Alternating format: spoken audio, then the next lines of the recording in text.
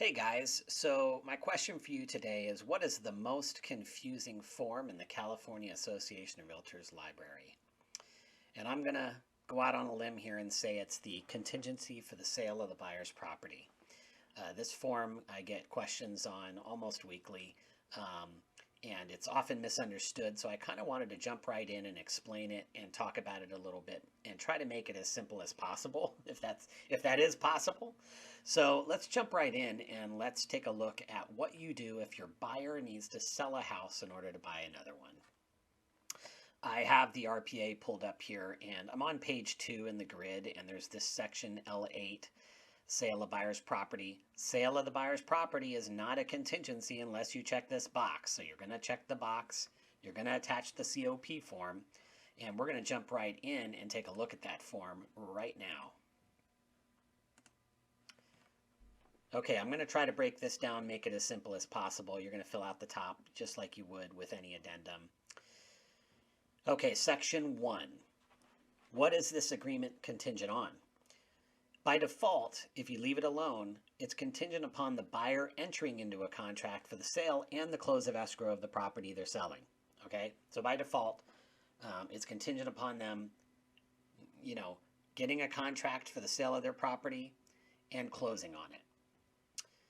If you choose the second option, which is B, it's only contingent upon them getting an offer on their property or accepting a contract, not the close of escrow. So that's a little more risky for a buyer if that buyer of their property cancels. This wasn't contingent upon them closing. So that is a little more risky of an option.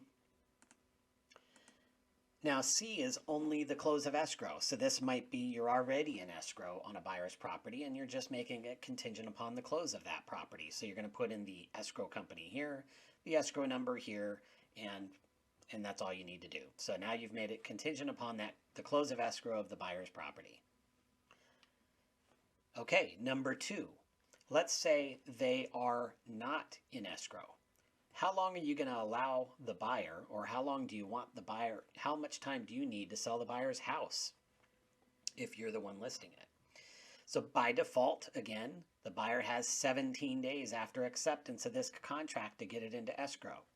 You may need more time than that. Maybe not in the market we're currently in, but something to consider. And just to say it, once they are in escrow, or if they are in escrow, they need to provide a copy of that contract to this seller and evidence that it's in escrow. So you kind of need to prove it. Show a copy of the contract and deliver, escrow evidence to the seller. Okay, so as far as the buyer's property that they are selling, what's the status of it as far as the listing goes? So have they signed a listing agreement, and who is it with? That's what you're going to put here. So section 3A is they've signed a listing agreement for the property, or within 3 days they will sign it, or whatever you choose to put here. And what company is selling it? So in some cases it might not be you if you're representing them. They may be moving from out of state. They've got it listed in another state. You need to know the real estate brokerage company name. As well, you have to provide evidence that it's listed. So, be cautious of 3C. You do need to provide evidence that it actually is listed and in the MLS if applicable. Okay, 4. It's contingent on the close of escrow of the buyer's property. So, great. When does that property close, and what happens? How does that apply to this purchase? So if it is contingent upon the close of escrow of the property, which I do recommend if you're representing the buyer has until the following time to close escrow on the sale of their property. Is it the scheduled close of escrow of the seller's property, so the property they're making an offer on right now? So are you going to try to make them close the same day or by the same day? Or do you need a few days prior, to get it closed? That's often the case. So, you could check this box, give yourself 5 days, give yourself 3 days, give yourself however many days prior to the scheduled close of escrow of this property to get it closed. You may need that, especially if you're selling, a property out of state and funds have to come into this state. It probably isn't going to happen the same day. So you might want to put a little buffer here as far as when the buyer's property closes and when, this one closes. So keep that in mind. Section 5 basically is just going to say that if there's any changes to the sale of the buyer's property, that they're going to let the seller in this transaction know. So if the buyer cancels, if there's any changes to the escrow, you need to notify the seller that that's happening. Okay, on to Section 7. I think this is the section that is probably the most misunderstood. So jumping right in, Section 7A says, by default, regardless, the seller can accept a backup offer. They can continue to market the property for sale, and they can accept an offer as a backup offer on their property. They can do that regardless. Section 7B talks about what happens if that occurs. So there's a couple of options here, and it's going to depend on what boxes they check. So I'm going to say they haven't checked any boxes, okay? So what'll happen is if the seller in this transaction accepts a backup offer and they want to move ahead with it, they can essentially give your buyer a notice to perform to remove this contingency, the contingency in this agreement, and also remove the loan contingency if there is one, and also provide verification that they have funds to close escrow without selling their property. That's probably not likely for most buyers that they're going to be able and willing to do that. So, just keep that in mind. And by default, the seller can do that at any time. So if you're representing the buyer, you may want to check one of these two boxes. The first one says, hey, seller, you're not going to do that for 17 days at least. I'm going to try to get my home sold, and I'm going to try to, or it's an escrow, and I'd like to be far enough along for me to feel confident to remove this contingency. So you can do 17 days by default in this section, or make it 30, or however long you want to make it. By far, this C3 offers the most protection for the buyer, I would say. Might not be the best option for the seller, but for the buyer, if you're representing the buyer, by checking this box, it essentially says the seller won't give notice to the buyer. They're going to see if this thing plays out, and they're going to be able to close or not. So that's how this section works. It definitely is confusing to a lot of people. So, there's lots of ways the sellers can cancel. Read through this section. Let's say they don't get, the buyer doesn't get their house sold in the number of days they said they would in the front of this, addendum. Let's say it doesn't close escrow.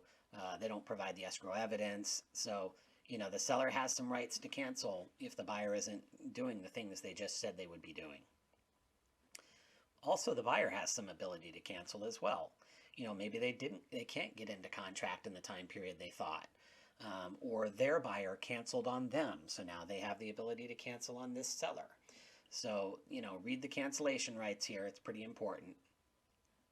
Last section, equally important, I would say, to anything else, and that is, so let's say on your RPA you made it a 30-day escrow.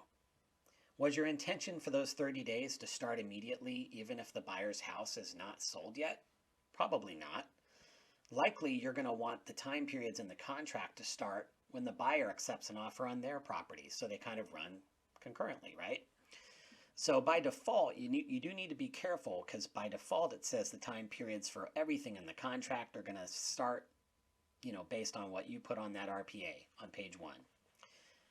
By checking this box, what you're saying is, okay, none of the time periods in the contract for contingencies, inspections, all of that stuff, close of escrow, let's say you put 30 days on the contract, that clock is not going to start ticking until the buyer delivers to the seller evidence that they've sold their property. So that's a good box to check. Equally as important is what happens with the deposit.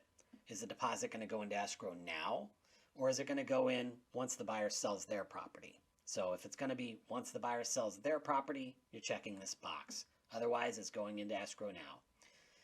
Last but not least on the form, if at any time the seller wants to, invoke that notice to perform that we talked about in section 7, so this whole thing up here, sorry, my mouse is not cooperating.